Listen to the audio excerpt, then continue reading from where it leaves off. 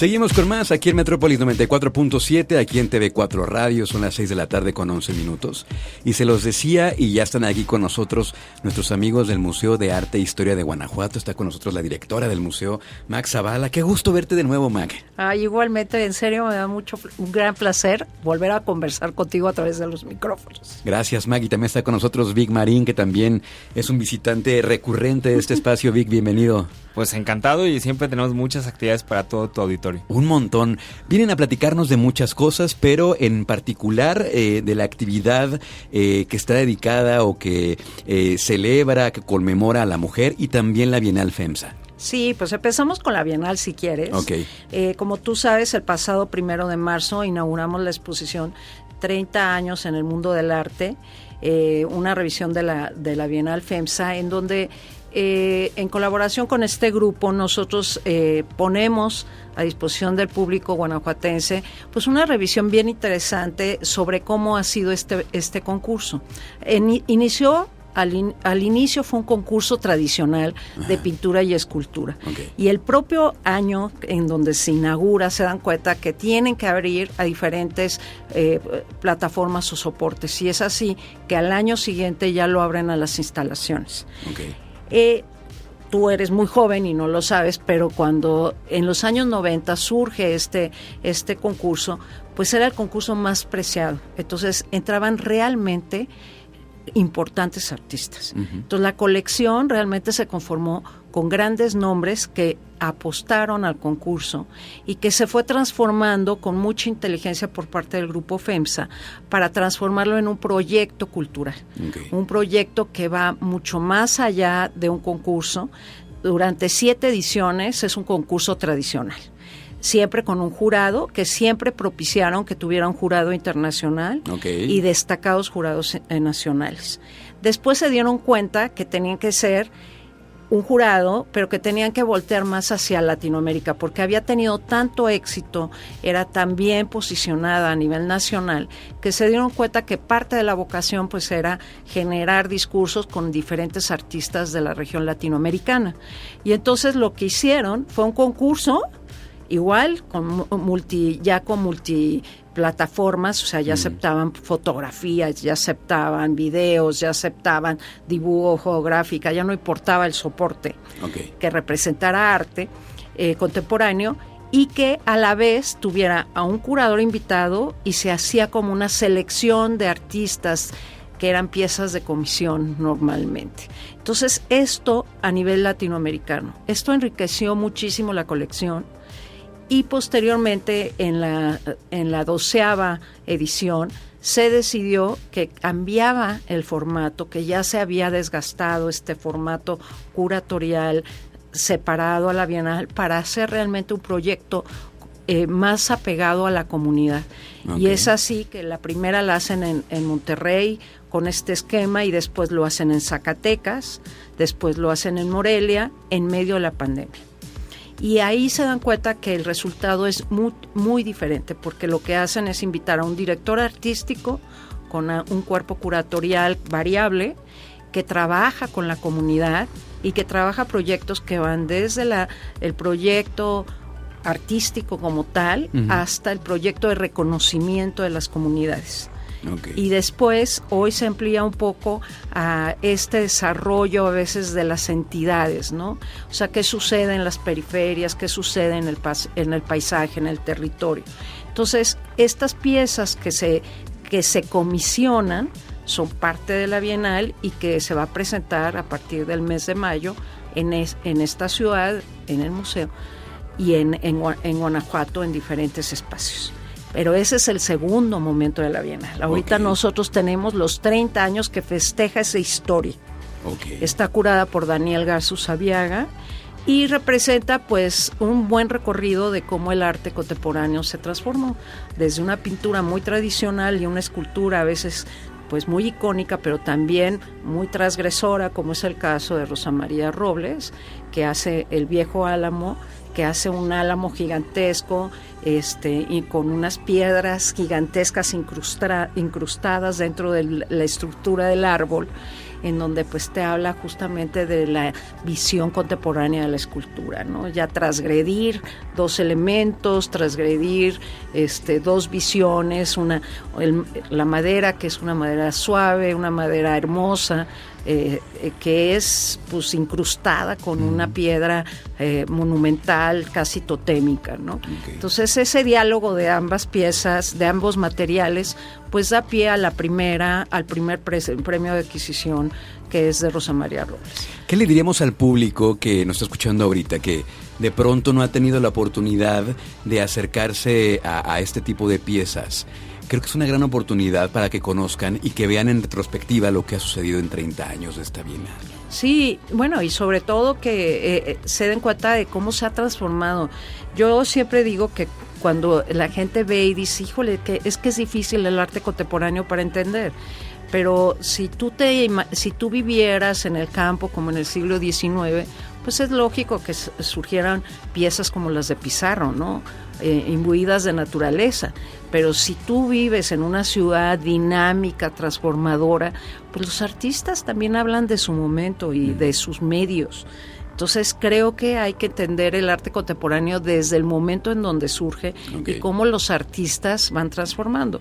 Otra cosa que tiene la exposición y que me parece muy relevante es que hay representación muy importante a nivel femenino, okay, de artistas muy buenas, que como Rosa María Robles, que ya había comentado, pero como piezas, por ejemplo, como Betsabe Romero con una cama, con una pieza que se llama No es un lecho de rosas, y es una cama realmente construida en rosas secas, ¿no? Entonces tú te acercas, okay, huele a rosas, y entonces ¿qué dice? Si la frase te dice no es un lecho de rosas, pues sí es cierto, la vida no es un lecho de rosas, ¿no? Okay. Entonces hay una manera muy armónica de confrontarte. Por ejemplo, hay una pieza de Semefo importantísima, realizada por una de nuestras grandes exponentes de arte contemporáneo, de Teresa Margolles, que ella trabaja en el Semefo, okay, de ahí viene el nombre del colectivo. Hay más artistas, pero esta pieza es autoría de Teresa, y esta pieza recoge, en el Semefo se recogen pues cuerpos a veces anónimos, uh-huh, y Teresa siempre ha discutido que esos cuerpos anónimos no tienen dignidad, porque no hay nadie que les diga, esta persona se llama Pedro, sí, Pérez. Nombre y apellido. Y entonces, al ser un anónimo, son tratados con menos dulzura que los que tienen nombre y apellido, ¿no? Okay. Entonces, hasta en la muerte hay una distinción social y hay una violencia de discriminación.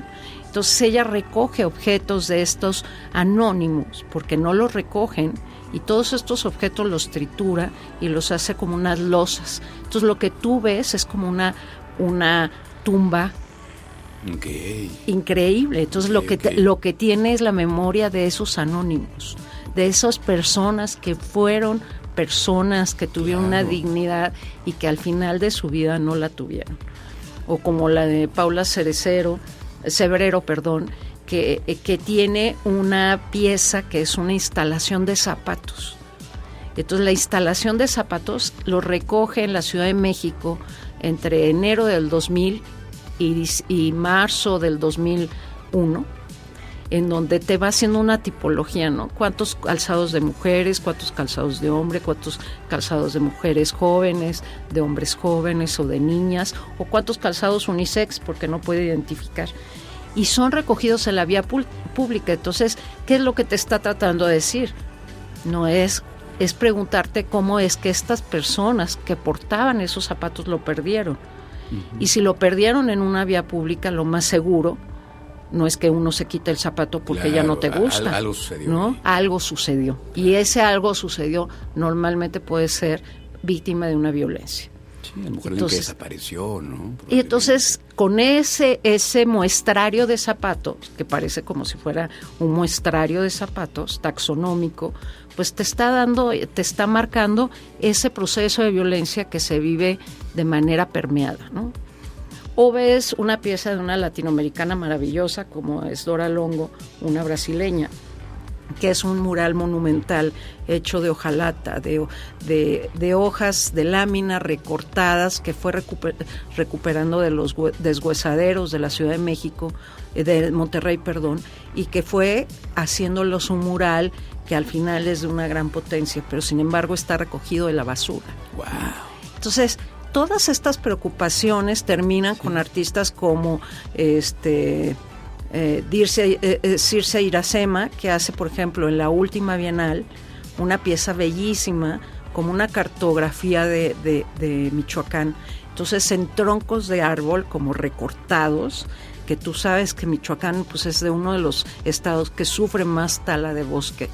En esos trozos de bosque va contando la historia, la cúpula celeste de Michoacán, el bosque que desaparece, la historia del aguacate, los mitos y las tradiciones, y son pues unos cuadros que son redondos, que son realmente pinturas tradicionales, sin embargo están acompañadas con un código QR. Aquí y el código QR tiene movimiento, entonces te está mostrando cómo ella hace animaciones y está poniendo en valor los elementos distintivos de una región. Entonces no es un artista que sea de Michoacán, sino que convive, descubre y enriquece la visión de la propia Bienal. Entonces la Bienal deja de ser un concurso para arraigarse a la tierra, arraigarse a las personas, arraigarse a esta visibilidad justamente que es el arte contemporáneo, o sea, estas preguntas que a veces quedan inconclusas, pero que son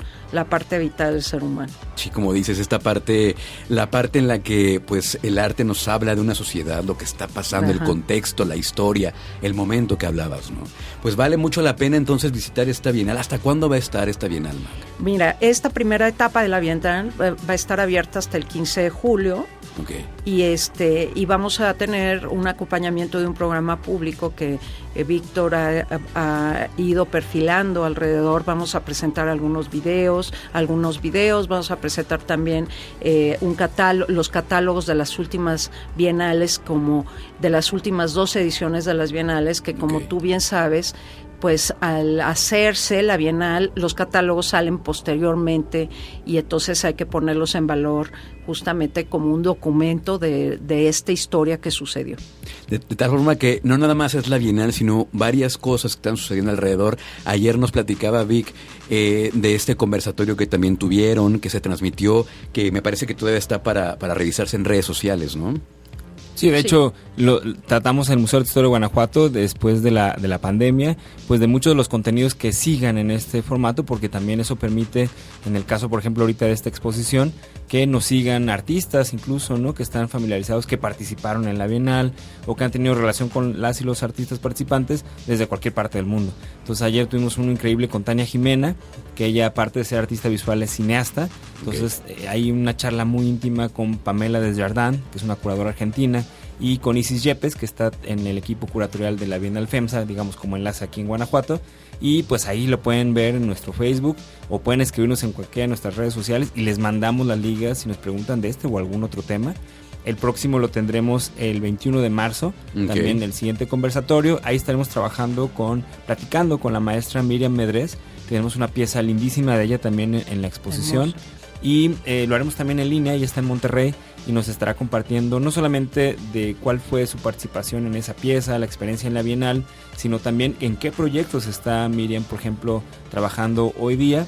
Hace ratito platicando con Mac también veíamos como la maestra Rosa María Robles, ¿no? que nos cuenta, ella estuvo desde la rueda de prensa para la inauguración de la exposición del 29 de febrero y desde ahí pues abrieron el micrófono. Mac le pidió que nos compartiera justo esa experiencia, una experiencia muy emotiva también con perspectiva de género, porque además fue la primera mujer en un mundo todavía en el 92 donde era muy difícil que las mujeres se abrieran paso en este tipo de concursos internacionales. Entonces la verdad es que hay historias que vienen, hay muchísimo más. El próximo miércoles 20 de marzo, para quienes pues siempre están chambeando y no tienen tiempo, abrimos Noche de Museos en esta exposición, así que nos podrán visitar a las 7 de la noche sin costo. Les esperamos pues para quienes no pueden por sus trabajos, su escuela, y ahí será una buena oportunidad para conocer esta gran exposición curada por Daniel Garza Usabiaga. Bueno, pues ahí está entonces la invitación y como siempre este compromiso, esta apertura, esta inclusión, ¿no?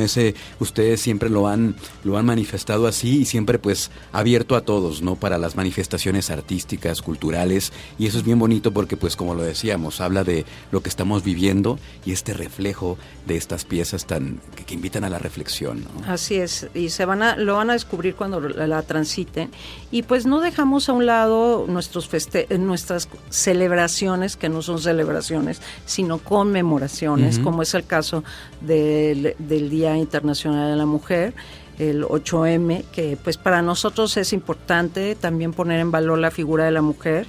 Y el próximo jueves 14 de marzo vamos a tener una presentación de un libro en el marco de este Día Internacional que se llama Maternidades en Serie, que es muy interesante. Paula Correa Jiménez hace una serie de entrevistas sobre la maternidad. Estas diversas maneras de vivir la maternidad, que no es siempre uniforme, claro, que a veces es muy dramática y a veces es muy placentera. Ayer platicaba con mi novia de eso, que cada chava, cada chica, cada mujer lo ve de diferente manera. Así es, y un poco ella lo que recoge son esos testimonios importantes para pues hablar de un tema bien importante de la vida de la mujer, ¿no? Como yo siempre he dicho que la maternidad siempre te cambia la vida, ¿no? O sea, muchas cosas te pueden cambiar la vida, pero la maternidad es un cambio totalmente del paradigma de tu sentido de vida, ¿no? A diferencia de un trabajo, de una pareja, la maternidad ahí siempre está presente como el sentido de vida, ¿no? Entonces creo que para mí es muy interesante que un museo pues abra las voces a todo esto. O sea, no queremos que el museo tenga una visión cerrada a las artes, sino que hablen pues de lo que le sucede a las mujeres, ¿no? Entonces, por ejemplo, lo que hicimos en el conversatorio pasado, pues te habla de la trayectoria de una artista muy joven, ¿no?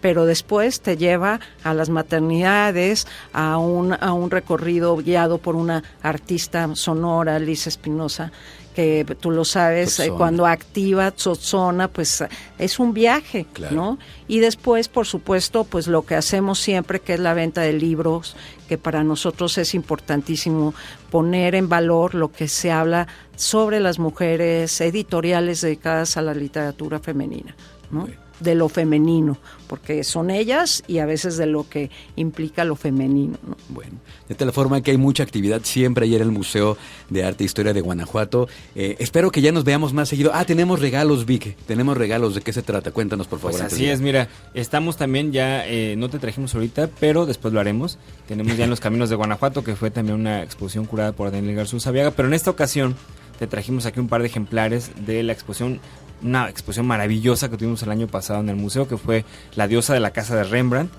Rembrandt visita Guanajuato, que hicimos en colaboración con el Instituto Estatal de la Cultura de Guanajuato y la Secretaría de Turismo, y esta exposición pues justo es en torno a una mujer que fue la última compañera de vida del maestro Rembrandt, y que está aquí plasmada, y que fue una exposición maravillosa, con textos además que nos ayudan a entender la vida del propio maestro Rembrandt, y que es el caso de Enriqueta Stoffels, quien fue esta ama de llaves que se convierte en la musa y en la diosa. Y bueno, no les cuento más porque hay que leer lo que está aquí en estos textos. El Museo Nacional de Arte, por supuesto, y su director, que nos comparte estos textos. Entonces aquí las primeras dos personas que te escriban en el WhatsApp de Metrópolis, y que nos digan el nombre de una de las artistas que está ahorita participando en la exposición de 30 años en el mundo del arte, una revisión de la Bienal FEMSA. Entonces esas serán las personas que les regalaremos. Ya mencionaron varias, así que no hay pretexto, ya dijeron muchas, sí. Oigan, pues muchísimas gracias. Entonces 2 ejemplares, vamos a dar el WhatsApp 479-231-0004, primeras 2 personas que nos sigan el nombre de estas artistas, se lleva uno de estos ejemplares. Max Zavala, Vic Marín, amigos del Museo de Arte e Historia de Guanajuato, esto es su casa, los micrófonos están abiertos y aquí nos dará mucho gusto recibirles. Ay, no, muchísimas gracias, la verdad para nosotros es un placer venir a platicarte. Gracias. Gracias, Max Zavala. Gracias, Vic Marín. A que nos escuchamos pronto. Gracias. Vamos a una pausa y continuamos con más aquí en Metrópolis 94.7. Todavía hay más música, así que no se vayan.